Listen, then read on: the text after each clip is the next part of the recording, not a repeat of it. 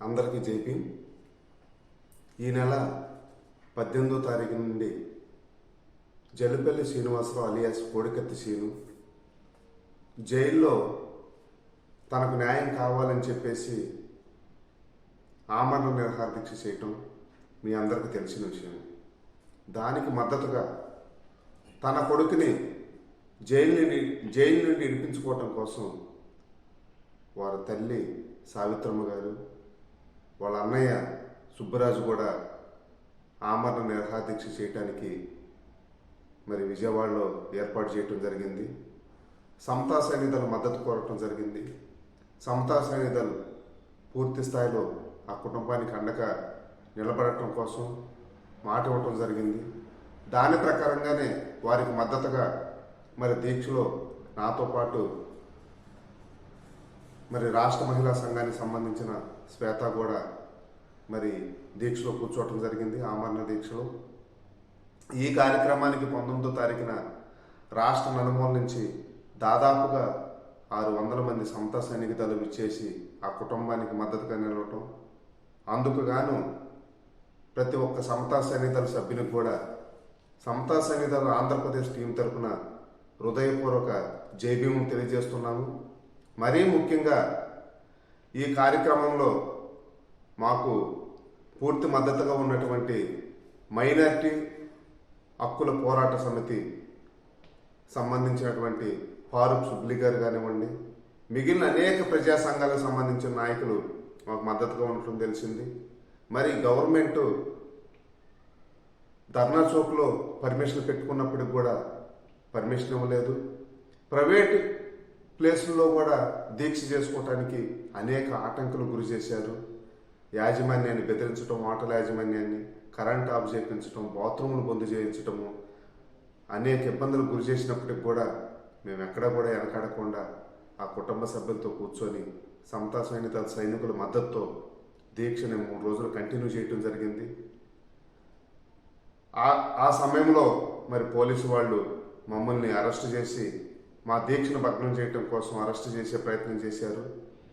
ఆ అరెస్ట్ను అడ్డుకోవటం కోసం అనేక మంది సమతా సైనిక సభ్యులు మరి మాకు మద్దతుగా ఉండి పోలీసు వాళ్ళతో ఘర్షణకు దిగి మమ్మల్ని ఆపే ప్రయత్నం చేశారు.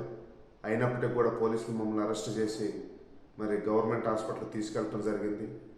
తీసుకెళ్ళిన తర్వాత కూడా ఆ నైట్ అంతా కూడా మేము ట్రీట్మెంట్ తీసుకోకుండా నిరాకరించాము. అయినప్పటికీ మార్నింగ్ మరి ఆ తల్లి పరిస్థితి బాగోపోవటం వల్ల చాలా ఆరోగ్యం క్షీణించటం వలన తనకి ట్రీట్మెంట్ తీసుకోవాల్సి వచ్చింది. ఆ విధంగా మేము పోరాటం చేశాము. మేము హాస్పిటల్లో ఉన్నప్పుడు కానివ్వండి, దీక్షలో ఉన్నప్పుడు కానివ్వండి, మేము చేస్తున్న కుటుంబానికి అండగా ఉన్న ప్రతిసారి కూడా ఈ రాష్ట్రంలో ఉన్న అనేక ప్రజా సంఘాలు, దళిత సంఘాలు, బాబాసాహెబ్ వారసులు, మానవ హక్కుల కోసం పోరాడే నాయకులు ఎంతోమంది, దాంతోపాటుగా ఈ రాష్ట్రంలో ఉన్నటువంటి ప్రతిపక్ష పార్టీలు ఏవైతే ఉన్నాయో తెలుగుదేశం కానివ్వండి, కాంగ్రెస్ కానివ్వండి, జనసేన కానివ్వండి, ఆమ్ ఆద్మీ పార్టీ కానివ్వండి, సిపిఐ, సిపిఎం, అలాగే బహుజన పార్టీలు చాలామంది దీక్ష దగ్గరకు వచ్చి మాకు సంఘీభావం తెలియజేయటం జరిగింది. అలాగే అనేక ఇక్కడ రాలేకపోయినప్పటికీ అనేక జిల్లాల్లో అనేక సంఘాలు రోడ్ల మీదకి వచ్చి నిరసన కార్యక్రమాలు తెలియజేయడం జరిగింది. వీటిలన్నింటికి ఇంత సపోర్ట్ చేసిన ప్రతి ఒక్కరికి కూడా పేరు పేరున ధన్యవాదాలు, జైభీం తెలియజేస్తున్నాము. ఇది ఆరంభం మాత్రమే. ఆ తల్లి పరిస్థితి బాగోలేకపోవటం వలన దీక్ష విరమించాల్సి వచ్చింది. మేము దీక్ష విరమించినప్పటికి కూడా కోడికత్తి శ్రీను విశాఖపట్నం జైల్లో ఇప్పటికి కూడా దీక్ష చేస్తున్నాడు. తన ఆరోగ్యం బాగా క్షీణించింది. ఇద్దరు ముగ్గురు వ్యక్తులు కనుక పట్టుకొని లేపితే కానీ లేపలేని పరిస్థితిలో ఉన్నాడు. తను ఒకటే విషయం చెప్పాడు, నేను మాత్రం దీక్షను కొనసాగిస్తాను, కానీ ఈ జైలు యాజమాన్యం కానివ్వండి, జైల్లో ఉన్న అధికారులందరూ కూడా నా మీద తీవ్రమైన ఒత్తిడి తీసుకొస్తున్నారు. నాకు ఎప్పుడు ఏం జరిగిందో తెలియని పరిస్థితి, నేను ఇక్కడ ఎంతకాలం ఉంటానో, నన్ను ఏం చేస్తారో తెలియని పరిస్థితి, నా ప్రాణాలు పోవచ్చు కూడా, కానీ నేను ఎట్టి పరిస్థితుల్లో ఈ దీక్షను ఆపను. ఎందుకంటే ఈ దేశ చరిత్రలో ఇంత ఘోరమైన ఇంత అన్యాయం ఎక్కడా జరగలేదు. నాకు జరిగింది, నా కుటుంబానికి జరిగింది. నేను కంపల్సరిగా బయటికి రావాలనుకుంటున్నాను. న్యాయం కోసం పోరాటం చేస్తున్నాను. రాష్ట్రంలో ఉన్న ప్రజాస్వామ్యవాదులు, అంబేద్కరిస్టులందరూ నాకు మద్దతు ప్రకటించాలని కోడికత్తి శ్రీనివాసరావు తెలియజేయటం జరిగింది. ఈ రాష్ట్రంలో ఉన్న అంబేద్కరిస్టులు, దళిత సంఘ నాయకులు, ప్రజానికం అందరూ కూడా ఒక్కసారి ఆలోచించాలి.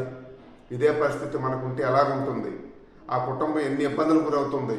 నిజంగా తప్పు చేసి ఉంటే శిక్షించండి, తప్పు చేయకపోతే బయటికి గెలిపించండి, లేదా కనీసం మానవతావాదంతో క్షమాభిక్షణ పెట్టండి అని చెప్పేసి ముఖ్యమంత్రి జగన్మోహన్ రెడ్డి గారిని, మరి ఆ కుటుంబ సభ్యులు కానివ్వండి, కోడికత్తి శ్రీను కానివ్వండి, అలాగే అనేక ప్రజా సంఘాలు కూడా ఆయనకి ఎన్నిసార్లు మొరపెట్టుకున్నా, విజ్ఞప్తి చేస్తున్నా, ఆయన బతిమలాడుతున్నా కానీ ఆయనలో ఏమాత్రం శరణం లేదు.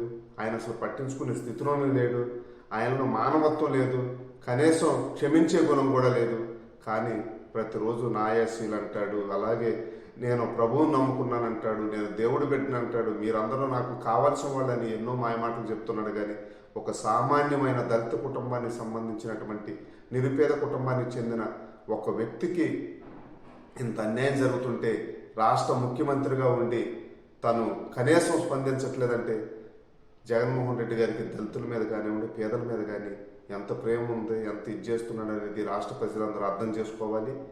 అందుకని చెప్పేసి జగన్మోహన్ రెడ్డి గారికి తెలిసేలాగా, జగన్మోహన్ రెడ్డి గారికి వచ్చి కోర్టుకి సాక్ష్యం చెప్పే విధంగా ఈ రాష్ట్రంలో ఉన్న ప్రజా సంఘాలన్నీ కూడా ఈ పోరాటంలో భాగస్వామ్యం అవ్వాలని చెప్పేసి సమతా సైనికులు ప్రతి ఒక్కరికి విజ్ఞప్తి చేస్తుంది. మరి 2-3 రోజుల్లోనే సమతా సైనికుల ఆధ్వర్యంలో మైనార్టీ హక్కుల పోరాట సమితి మద్దతుతో ఒక రౌండ్ టేబుల్ సమావేశం ఏర్పాటు చేయడం జరుగుతుంది. ఈ రౌండ్ టేబుల్ సమావేశంలో కోడికత్తి శ్రీనుకి అండగా ఉండటానికి